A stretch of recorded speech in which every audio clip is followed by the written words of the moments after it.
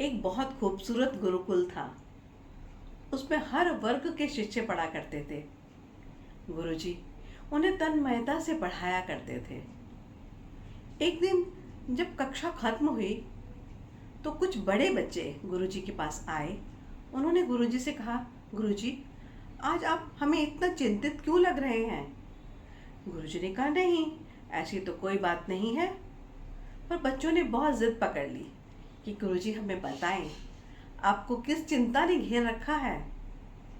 तो बहुत जिद करने के बाद गुरुजी ने बताया कि मेरी कन्या विवाह योग्य हो गई है और उसको देने के लिए मेरे पास कोई दान दहेज नहीं। मैं ठहरा साधु सन्यासी आदमी। अब मैं उसका विवाह कैसे करूं?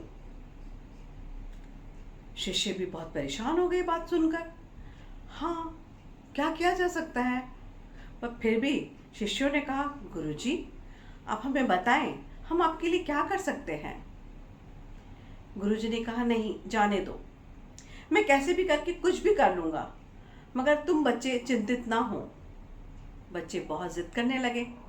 तो गुरुजी ने कहा कि बच्चों तुम मेरी अगर मदद करना ही चाहते हो तो ऐसा करो कि तुम अपने घर से कुछ ना कुछ उठाकर लेकर आओ, चाहे वो कुछ भी हो, बर्तन हो, सामान हो, धन हो, जो भी तुम्हारे हाथ लगे थोड़ा थोड़ा करके लेकर आओ।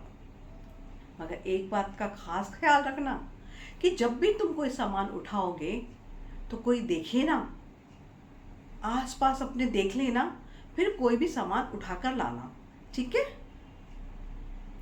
बच्चे मान गए और वो अपने घर की तरफ रवाना हो गए। अगले दिन सभी बच्चे अपने घर से कुछ ना कुछ सामान उठाकर ले आए। हफ्ते बीते, 10 दिन बीते, 15 दिन बीता, महीना बीत गया।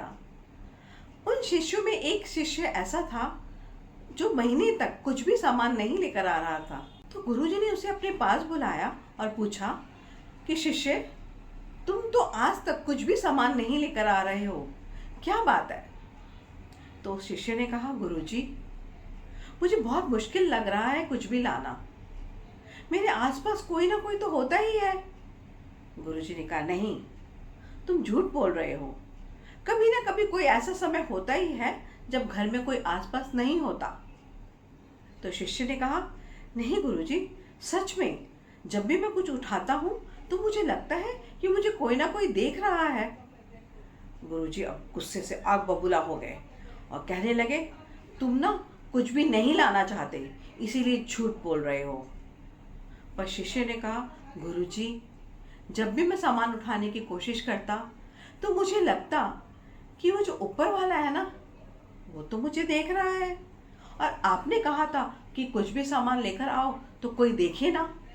पर जब ऊपर वाला मुझे देख रहा है तो मैं सामान वो कैसे चोरी कर सकता हूँ? आप ही बताइए गुरुजी। अब की बार गुरुजी मुस्कुराए और उन्होंने उस बच्चे को, उस शिष्य को अपने गले से लगा लिया और बहुत प्रेम से बोले कि मुझे किसी से भी कोई सामान नहीं चाहिए, कोई धन दौलत नहीं चाहिए। मैं तो अपनी पुत्री के लिए वर की तलाश में था और तुमसे अच्छा वर तो मुझे कहीं मिल ही नहीं सकता। ये कहकर उन्होंने सारा सामान जो उनके शिष्य लाए थे उन सबको वापस कर दिया। गुरुजी ने कहा कि तुम बहुत सच कह रहे हो कि चाहे कोई भी ना देखे, मगर गलत कार्य करते वक्त या अच्छा कार्य करते वक्त तुम्हें वो ऊपर वाला ज़रूर देखता है और उसका फल भी तुम्हें ज़रूर मिलता है। तो माय डियर फ्रेंड्स, कुछ भी करने से पहले हमें ये सोचना चाहिए कि क्या सही है और क्या गलत, और हमारे कुछ गलत कार्य करने से किसी का दिल दुख रहा है, हम किसी को खुशियाँ नहीं दे सकते, तो दुख देने का भी अधिकार हमें नहीं है। क्या समझे?